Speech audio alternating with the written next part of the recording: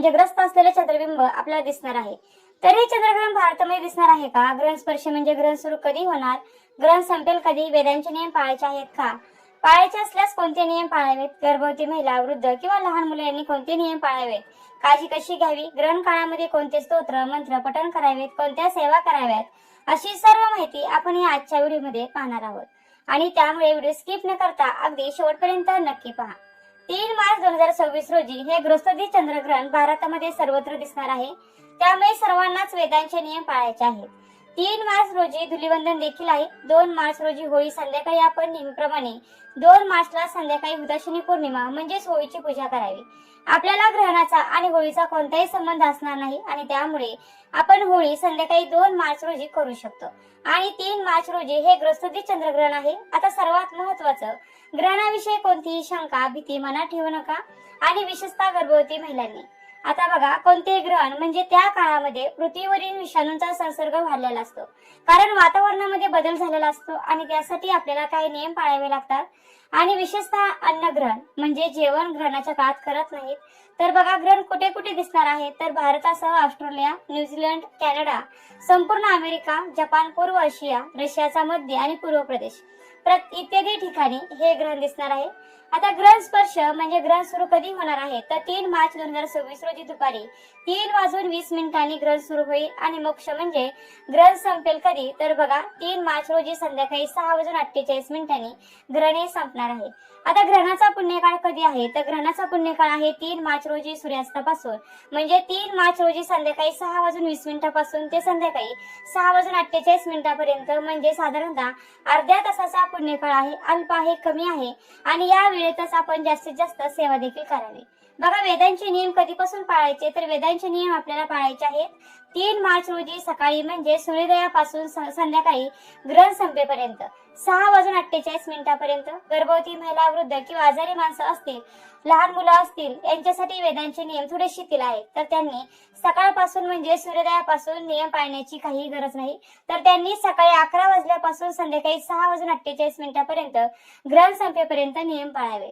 वेद काळामध्ये काय करावं, तर आपण पाणी पिऊ शकता, मलमूत्र विसर्जन म्हणजेच लघवीला किंवा शरीर धर्म असतो, आपण जाऊ शकता, झोपू शकता, ज्यांना ज्यांना शक्य होईल तर त्यांनी या काळात जेवण करू नका। गर्भवती महिलांच्या बाबतीत आपण सकाळी 11 वाजल्यापासून संध्याकाळी साधारणतः 6:45 वाजेपर्यंत नियम पाळायचे आहेत।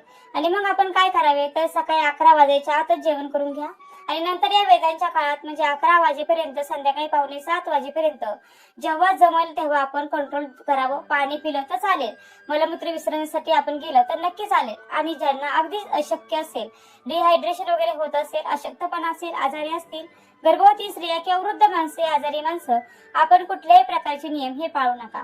आपली गोळी औषध वेळेवर घ्या, नेहमीप्रमाणे घ्या, मनामध्ये शंका भीती न ठेवता जेवढे शक्य होईल तेवढे ग्रहणाचे नियम पाळण्याचे प्रयत्न करावा।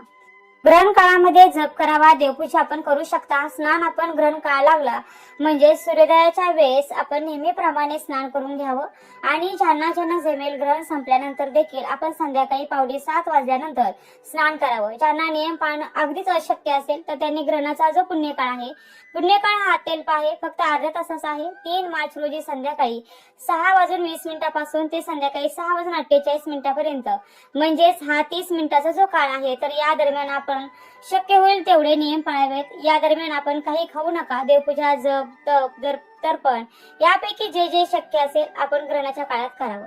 बघा, आपल्याला गुरु मंत्र एखादा दिला असेल तर या मंत्राचं आपण पठण करू शकता किंवा कुठलाही मंत्र, श्री स्वामी समर्थ किंवा लक्ष्मी मातेचा मंत्र, भगवान विष्णूंचा मंत्र, पुरुष सूक्तम, श्री सूक्तांचे पठण आपण करू शकता। ग्रहण काळामध्ये केलेली आध्यात्मिक सेवा अत्यंत प्रभावी असते, मंत्र उजळून निघतात आणि त्यामुळे ज्यांना ज्यांना शक्य होईल या ग्रहण काळाचा सुवर्ण संधी समजून उपयोग करा। आता जास्तीत जास्त आध्यात्मिक सेवा करा, ज्यामुळे आपल्याला सकारात्मक ऊर्जा ही प्राप्त होईल, आपलं मन देखील पॉझिटिव्ह होईल। तसेच ग्रहण काळात ईश्वरांचं नामस्मरण करा, शुद्ध भावना ठेवा। शक्यतो गर्भवती महिलांनी ग्रहणाच्या काळात बाहेर फिरू नका, खाऊ नये, कापू नये, मळू नये, बरंच काय काय आहे, जेवढं जमेल तेवढा प्रयत्न करा। आणि अख्खा दिवस करण्यापेक्षा ग्रहण स्पर्शापासून मोक्षापर्यंत जरी पाळलं तरी देखील चालण्यासारखं आहे।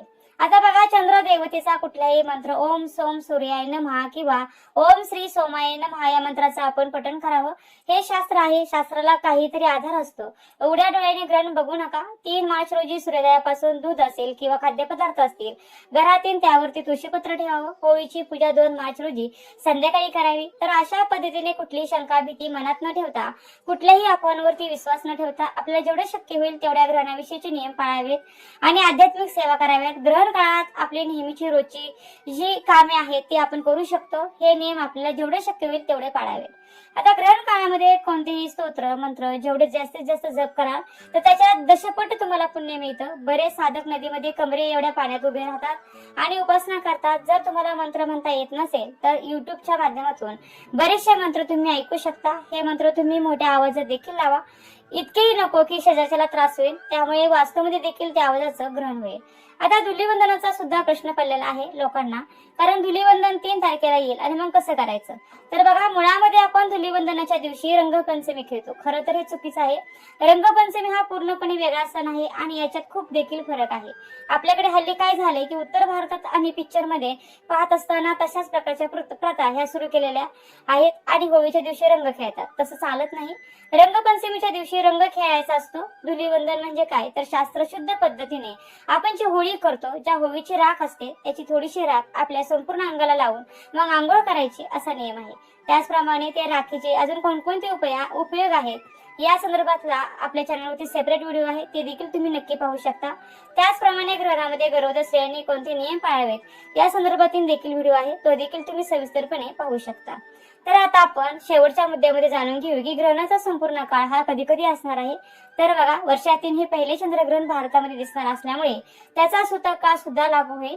आता चंद्रग्रहण सुरू होण्याच्या 9 तास आधी सूतक काळ सुरू होतो. ज्योतिष आणि धार्मिक मान्यतेनुसार या सूतक काळामध्ये कोणतेही शुभ कार्य करणे टाळायचे असतात. सूतक काळ 3 मार्च रोजी मंगळवारी सकाळी 6:20 सुरू होईल आणि संध्याकाळी तो 6:48 असेल. बघा, या दिवशी दुपारी 3:20 ही जी वेळ आहे ती ग्रहणाच्या स्पर्शाची वेळ असेल. सायंकाळी 4:34 या ग्रहणाची खग्रास अवस्था सुरू होईल आणि या दिवशी सायंकाळी 5:04 हे ग्रहण मध्यावर येईल, म्हणजे ग्रहणाचा मध्य असेल. आणि त्यानंतर याच दिवशी सायंकाळी 5:33 ग्रहणाची फक्त खग्रास अवस्था संपेल. मात्र या ग्रहणाचा मोक्ष अर्थात संपूर्ण चंद्रग्रहण हे या दिवशी सायंकाळी 6:48 संपेल. तर आपण या व्हिडिओच्या माध्यमातून चंद्रग्रहणासंबंधी संपूर्ण माहिती जाणून घेतली. व्हिडिओ आवडला असेल तर व्हिडिओला नक्की लाईक करा, शेअर करा आणि चॅनलला सबस्क्राईब करायला मात्र विसरू नका. व्हिडिओ शेवटपर्यंत पाहिल्याबद्दल अगदी मनापासून तुमची खूप खूप आभारी आहे. धन्यवाद. श्री स्वामी समर्थ. जय जय स्वामी समर्थ. रामकृष्ण हरी. जय जय रामकृष्ण हरी. ओम नमो भगवते वासुदेवाय नमः.